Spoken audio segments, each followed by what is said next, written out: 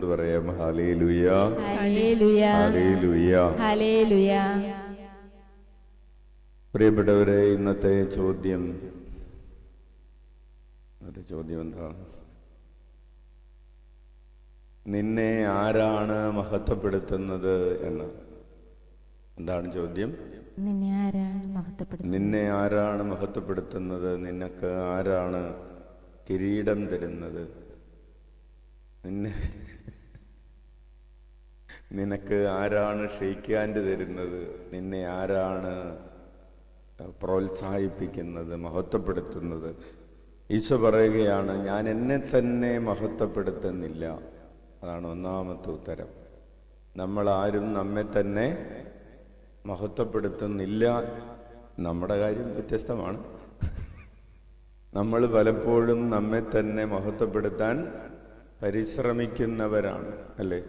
നമ്മൾ പലപ്പോഴും പറയാറുണ്ട്, ഞാൻ അത് ചെയ്തു, ഞാൻ ഇത് ചെയ്തു, ഞാൻ എന്തൊക്കെ ചെയ്തെന്നറിയാവോ, ഞാൻ ചെയ്തത് ഇവിടെ ആരും അറിയുന്നില്ല, ഞാൻ ചെയ്തിട്ട് ആർക്കും ഒരു മീച്ചവുമില്ല.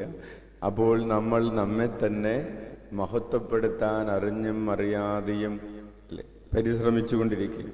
രണ്ടാമതായി, നമ്മൾ മറ്റുള്ളവരിൽ നിന്ന് മഹത്വം അന്വേഷിക്കുന്നവരാണ്. ഞാൻ എന്തൊക്കെ ചെയ്തു കൊടുത്തിട്ടും എൻ്റെ കെട്ടിയോൻ എന്നോടൊരു മതിപ്പോ ഇല്ല എന്ന് പറയുന്നത് നമ്മൾ മറ്റുള്ളവരിൽ നിന്ന് മഹത്വം അന്വേഷിക്കുന്നവരായതുകൊണ്ട്.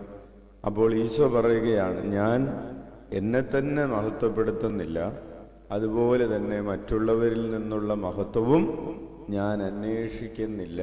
എന്നിട്ട് പറയുകയാണ്, എന്നെ മഹത്വപ്പെടുത്തുന്ന ഒരാളുണ്ട്, അത് എൻ്റെ പിതാവായ ദൈവമാണ്. കൈയടിച്ച് കർത്താവ് പറയും, ഹല്ലേലൂയ. പ്രിയപ്പെട്ടവരെ, നമ്മെ മഹത്വപ്പെടുത്താൻ അർഹതയുള്ളതും യോഗ്യതയുള്ളതും ആയിട്ടുള്ള ഒരേ ഒരാളുള്ളൂ, ദൈവം. അപ്പോൾ നമ്മുടെ മഹത്വം നമ്മൾ തന്നെ അന്വേഷിക്കേണ്ട കാര്യമില്ല, മറ്റുള്ളവരിൽ നിന്ന് അന്വേഷിക്കേണ്ട കാര്യമില്ല, അത് ദൈവത്തിൻ്റെ പ്രവൃത്തിയാണ്. ഹല്ലേലൂയ. ഇനി നമ്മെ തന്നെ നമ്മൾ മഹത്വപ്പെടുത്തിയത് കൊണ്ടും കാര്യമില്ല. മറ്റുള്ള ഒരു 10,000 പേര് അല്ലെങ്കിൽ 1,00,000 പേര് നമ്മെക്കുറിച്ച് നന്മ പറഞ്ഞതുകൊണ്ടോ അല്ലെങ്കിൽ നമ്മെ മഹത്വപ്പെടുത്തിയത് കൊണ്ടോ പ്രത്യേകിച്ച് ഒരു ഗുണവും ഇല്ല. അടിക്കാത്ത ലോട്ടറി ടിക്കറ്റ് കൊണ്ട് വല്ല കാര്യമുണ്ടോ? അതുപോലെയാണ്. ലോട്ടറി എടുത്തു, അത് അടിച്ചില്ല, അത് അതിൻ്റെ പരിപാടിയും കഴിഞ്ഞു, പിന്നെ ആ കടലാസ് പിടിച്ചു, അത് പിന്നെ എന്താണ്? വെറുതെ കടലാസാണ്. ഹല്ലേലൂയ. മനുഷ്യരിൽ നിന്ന് കിട്ടുന്ന മഹത്വവും ഇതുപോലെ വിലയില്ലാത്ത കടലാസ് പോലെയാണ് എന്നാണ് ഈശോ പറയുന്നത്. അപ്പോൾ അതുകൊണ്ട് മനുഷ്യർ നമ്മെ മഹത്വപ്പെടുത്തുന്നില്ല എന്ന് കരുതി നമ്മൾ വിഷമിക്കേണ്ട ആവശ്യവും ഇല്ല. ഹല്ലേലൂയ. അപ്പോൾ നമ്മുടെ ഹൃദയവും മനസ്സും ആരിലേക്ക് ഉയർന്നിരിക്കണം? ഈശോയിലേക്ക് ഉയർന്നിരിക്കണം. അച്ഛൻ ഈ പറഞ്ഞുകൊണ്ടിരിക്കുന്നത് വലിയ പാടുള്ള കാര്യമാണ് എന്നറിയാമെങ്കിലും ഇതാണ് ആത്മീയമായ സത്യം. നമ്മൾ അംഗീകാരത്തിന് വേണ്ടി, അക്സെപ്റ്റൻസിന് വേണ്ടി, സ്വീകാര്യതയ്ക്ക് വേണ്ടി എപ്പോഴും നമ്മുടെ ഹൃദയവും നമ്മുടെ കണ്ണുകളും ഒക്കെ ഉയർത്തേണ്ടത്, എൻ്റെ പിതാവ് എന്നെ അംഗീകരിക്കുന്നുണ്ടോ? എൻ്റെ ദൈവത്തിന് എൻ്റെ ഈശോയ്ക്ക് എന്നെ സ്വീകരിക്കാൻ പറ്റുമോ? ഈശോ എന്നെ മഹത്വപ്പെടുത്തുമോ? അതിലേക്ക് നമ്മെ തന്നെ വിട്ടുകൊടുക്കാൻ ഈ തപസ് കാലത്തിൻ്റെ ഈ അവസാന കാലഘട്ടത്തിലേക്ക് ആയിരിക്കുന്ന നമ്മൾ, അടുത്ത വ്യാഴാഴ്ച നമുക്കറിയാം പെസഹ വ്യാഴാഴ്ചയാണ്.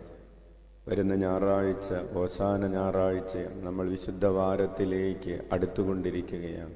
നമ്മുടെ ഹൃദയത്തെ കുറെ കൂടി സ്വർഗത്തിലേക്ക് ഉയർത്താൻ ആഗ്രഹിച്ചുകൊണ്ട് നമുക്ക് പ്രാർത്ഥിക്കാം.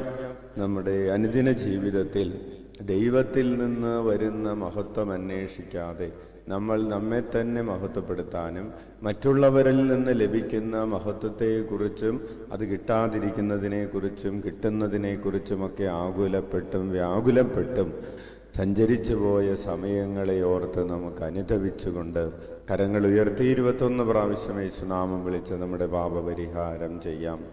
ഈശോയേ, ഈശോയേ, ഈശോയേ, ഈശോയേ, ഈശോയേ. ഈശോയേ ഈശോയേ ഈശോയേ ഈശോയേ ഈശോയേ ഈശോയേ ഈശോയേ ഈശോയേ ഈശോയേ ഈശോയേ ഈശോയേ ഈശോയേ സർവശക്തനായ